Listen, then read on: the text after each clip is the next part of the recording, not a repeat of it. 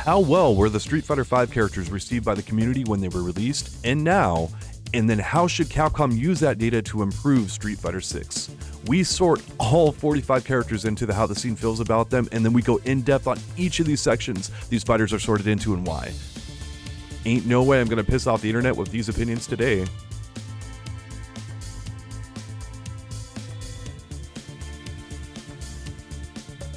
Alright, so John, I wanted to get into it where Capcom failed and succeeded with past characters and what it means for the future of Street Fighter 6, like how this is going to go in there. But if people don't mind, they can punch the like button, Psycho Crush the like button, do whatever is comfortable for you. And EX Psycho Crush the like button even. I tried to do the bison thing. I don't think it came out very well. Anyway, so I want to start off first, actually, with stuff that didn't come out that well on Capcom's end as well, and that would be hard to play and weak characters. And in this category, we've got Fong, Gil, Jury, Oro, and Rose. And this is actually the worst place to be in this game, where you're difficult to play and the rewards for doing so aren't good. No character should ever actually fall into this category, because the advantage of playing a fairly strong character, there's an execution wall to unlock with that. There's some kind of level you need to get to fully unlock a character that's highly technical. And when you do that, they're super powerful. They're the Sea Viper of Street Fighter 4, right? It's like, if you can work your way up there, and that is not easy to do. She has some of the most difficult setups and combos in the game, but if you can get up there, she is so very powerful. And there's a few characters that fall into that in Street Fighter 5 as well. But John, I see you've got a response there. So I'm just trying to get the full scope of what we're exploring here. So it's the idea of basically where Capcom currently is in their balanced track record here moving into Street Fighter 6, to be like, okay, so what can we sort of expect in terms of, like, you know, they did this well with the ending of Street Fighter V's roster. What's that momentum going to look like going into Street Fighter 6? And what kind of information can we garner? It's like, okay, so these characters, these were total failures. Don't do this again, kind of a thing, right? And more like this. What kind of archetypes are a big failure, a big success, are somewhere in the middle? So. Oh, gosh. Okay. Yeah. Well, and a lot of the characters that you listed there are the ones that are weird, you know, and you got to have a certain amount of weird, and you got to have a certain amount of, like, Hail Marys out of left field. That's a bunch of different sports all put together at the same time. But the idea is something for the people that don't want to play the normal characters and such. And like, you start getting into attending to your audiences in a different way than just, you know, the abilities that the characters have and how good the abilities are. So you need this, but it's very hard to balance. Like, we talk about Fong all the time. He's very different from everybody else. Dalsim, Oro falls into that category too. And it's like, you know, they're going to float to the top or sink to the bottom very quickly. It's hard to balance them along with these other characters when their tools are so different.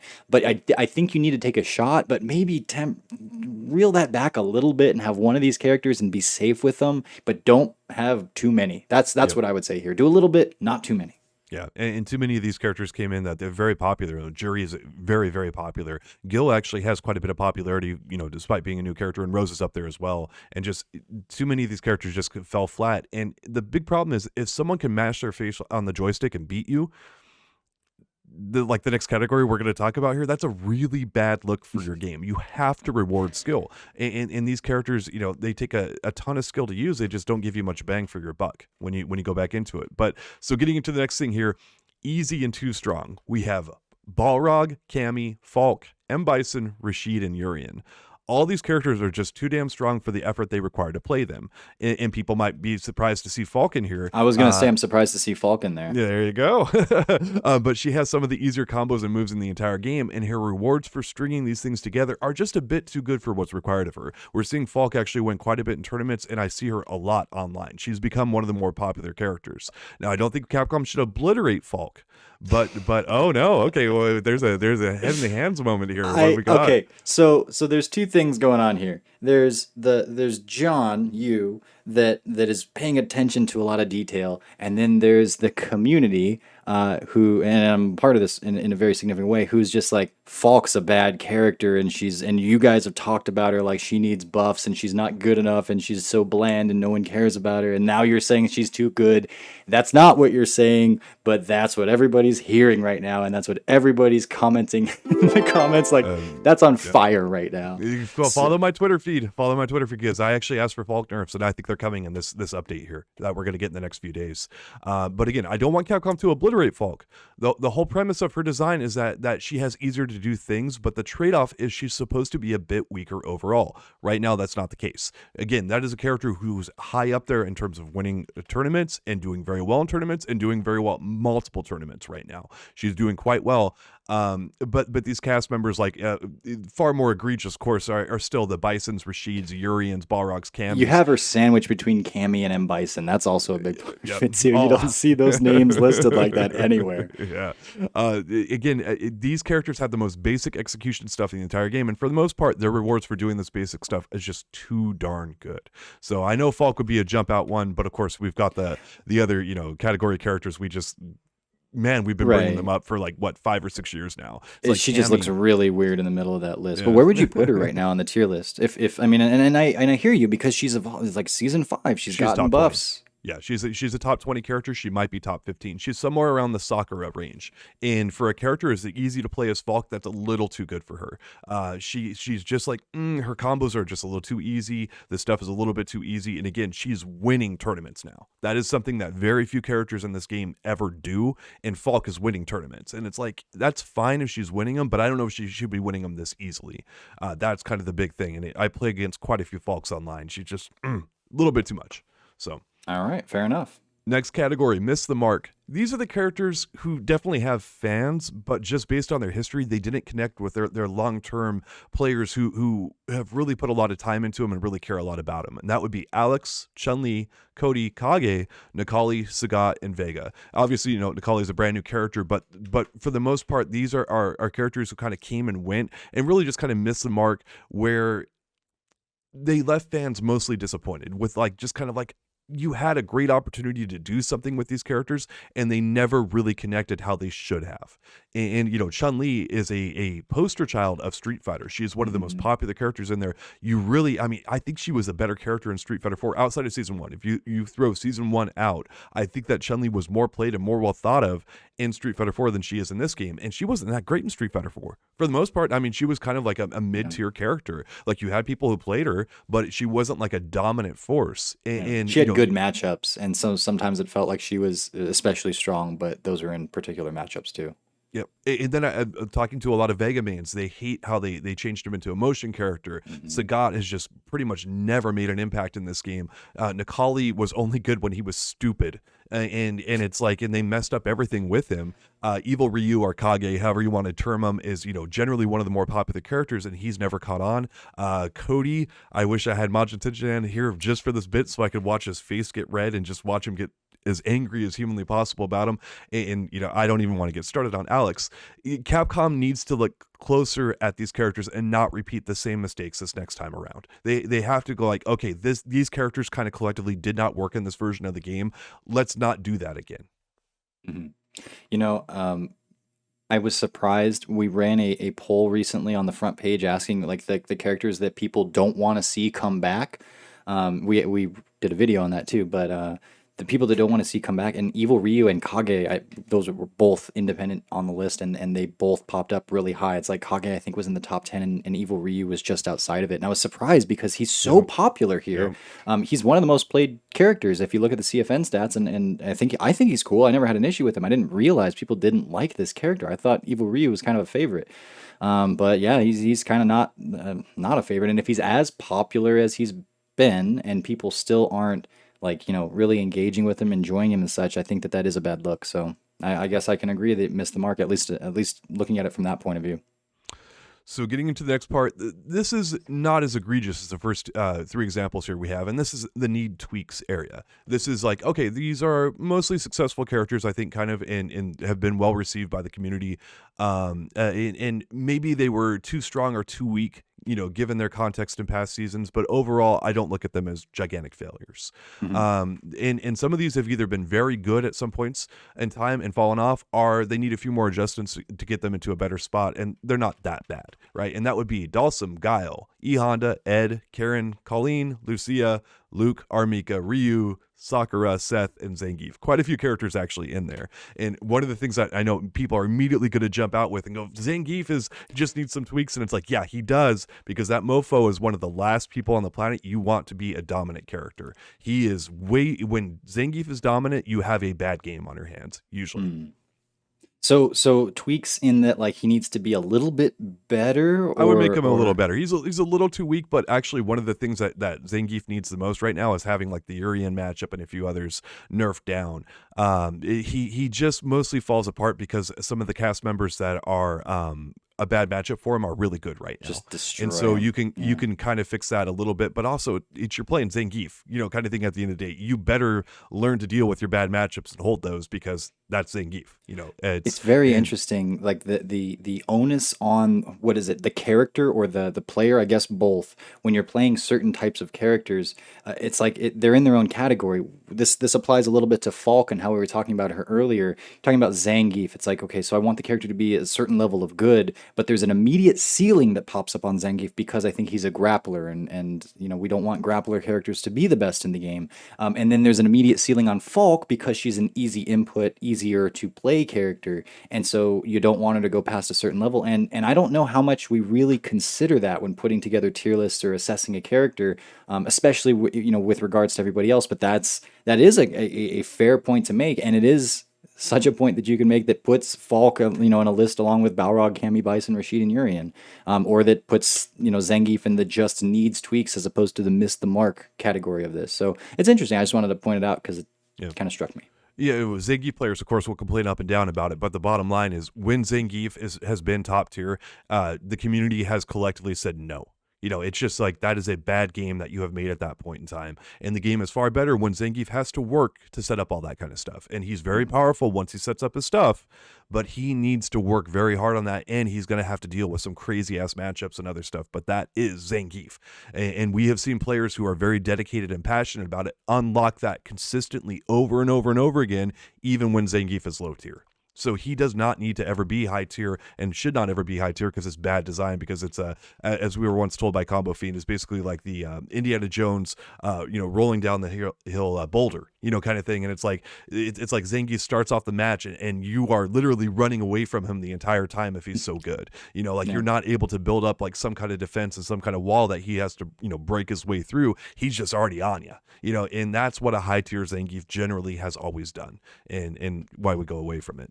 So Yeah. So next up on the well-balanced stuff, this is actually hey, these characters are pretty darn good. You might hear some complaints about them, and you may have definitely heard them in the past, but you don't hear them a lot anymore. They're really kind of few and far between, and this is really the sweet spot that you aim for. And in my opinion, these characters are all in a pretty darn good spot right now and should be what Capcom does in the future. This is what you do. That would be Abigail, Akira, Akuma. I know Akuma might be a shock for a lot of people and stuff out there, but I really do think he's in a good spot overall. Birdie, Blanca, Dan, G, Ibuki, Kin, Laura, Manat, Nash, Poison, and Zeku.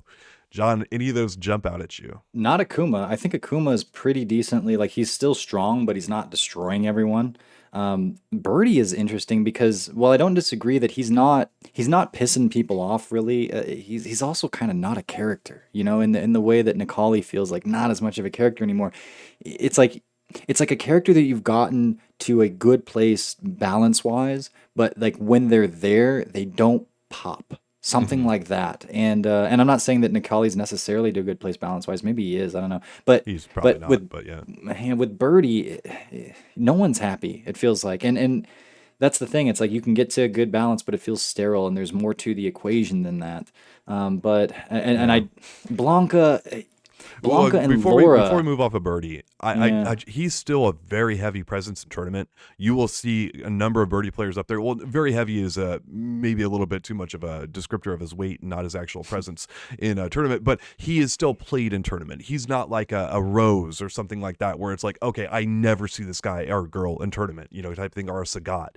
Birdie is actually still well played, despite not being that well thought of and not as much as he was. And when he was very dominant, most people realize that was really bad game design because of the Yeah. way he plays. Too much of a grappler, too much of like, I'm going to guess for this win, and if I get it, I'm good. You know, And I take it back too, as I think of in recent times, especially playing, I think most recently Upchain Lord, I think that's his name, online, and actually I got to play him in Las Vegas at RBK as well. But Birdie's actually really fun. Now that I think about it, because you can make a game plan around him, and he's got some good options, but he's got to sort of like weave that, and there's an emerging back and forth. Oftentimes I'll play a Birdie, and if I play him more than once, I'll either lose or win to begin with, and then that will change as the match goes on. And I think that's evidence of a pretty good setup that you got there. And so actually, that wasn't where my gut first went, but as I think about it logically, Birdie is actually in a pretty good place, especially compared to where he was at, say, like season 2 or even 3. yeah. I know a lot of people would complain about like someone like Poison on this list, right? And saying she's well balanced, she's high tier, but she's very hard to play. She's so hard to play to the point where you see only a handful of players play Poison at an extremely high level. Where if you compare someone like Armika, when Armika was extremely good, a lot of people played Armika. A lot of people. And it's like, Poison is so technical that she can, but you just have to put in so much work to fully unlock her. And shout outs to Punk, because I know Punk is probably pulling out his hair with a statement saying like, Poison's well balanced and other stuff like that. But Because he plays like the best Poison in the world.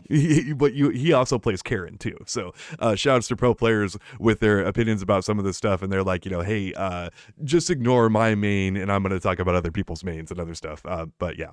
So I can't say that Laura or Blanca are well balanced, and maybe there's a better term for it, but the fact that both of those characters, and I suppose G fits into this to a degree as well, like those are V-trigger robbery characters, and G's, well, let's remove G from that for now. There's more to be said there, perhaps, but Laura and Blanca, they still feel like their game starts when V-trigger happens, and then if it goes well for them, that's the main indicator and too much of the indicator, less so than it has been before. And maybe if you're going to have V-trigger in the game, this is about as close as you're realistically going to get to a balance with it. So but that sticks out to me as like, I can't call them well balanced when that's how they achieve balance. I mean, it's like they're nothing until they're V-trigger, and then it's too broad, it's too generalized. There needs to be more nuance in what makes them good and bad. Yeah, and that's not liking V triggers in this game, which is, you're not alone with that one. Sure. But V triggers are obviously, and V skills are a huge part of what this game is, and for what this game is, you and I don't talk about Blanca and Laura behind the scenes and be like, this is bull crap, completely. It's Blanca. We say he's very shenanigan based and should be low tier, which he is. And Laura, opinions heavily vary about how good Laura is in this game, but V-Shift, in my opinion, has hurt that character a good amount more than people realize. And you do have to know what you're doing. V-Shift does not usually apply on the first mix-up. You kind of got to get it on the second one, and that's where Laura's V-Trigger is really good, because she blends you up in the V-Trigger, right? And you've got to know when to V-Shift out of that stuff and other things, and it's not easy to do, but also Laura generally has to work for her stuff. Again, just hit her toes when she does her fireballs. You've done a great actual video on how to beat Laura and all this kind of stuff. Like, she's not held up like a problem like Urian is, or Rashid is, and other stuff. What do we do about Rashid? What do you do about Urian? It's like, you die. That's what you do, kind of thing. And with Laura, it's like, okay, well, here's some counters, here's some stuff that works, but she's still good, right? So I can get moving a character or two, and like, my opinion of well balanced might be, hey, actually this character needs some tweaks or something like that, and would not be upset to see Laura get a few more tweaks given she is a grappler, and she is very good, and you got to be very careful, as we just talked about, with making grapplers a strong character. But it does fall down to like how good you think Laura is. Do you want to defend your Nash pick here from the people in the comments at all, or you just The want to go crazy? Nash is actually quite popular online right now, and he is well played, and there is quite a bit of reason to do it. And you don't want Nash being strong in this game. We've already Can be seen why. annoying. So annoying. We've already seen why. You have enough to work with Nash to win. There's enough to work with to win with this character. I don't know if you want Nash any better than he is right now. Because he doesn't need to be a top tier, right? Like, The game is not that good when he's top tier, is what we figured out. So, and he's right now is better than he's ever been. A lot of people have him at mid tier. That's probably exactly, yeah, it's exactly where he should be, in my opinion. So, all right, fair enough. Well, like, comment, subscribe. Then no one's liking or commenting after we went through this list and we put their main in a spot I don't like. If they don't like John, I'm going to get death threats here in just a second. But shout outs to all the people who play Zangief and all these other characters that I just went through. Yeah, you Falk players that have been abusing the system, you jerks.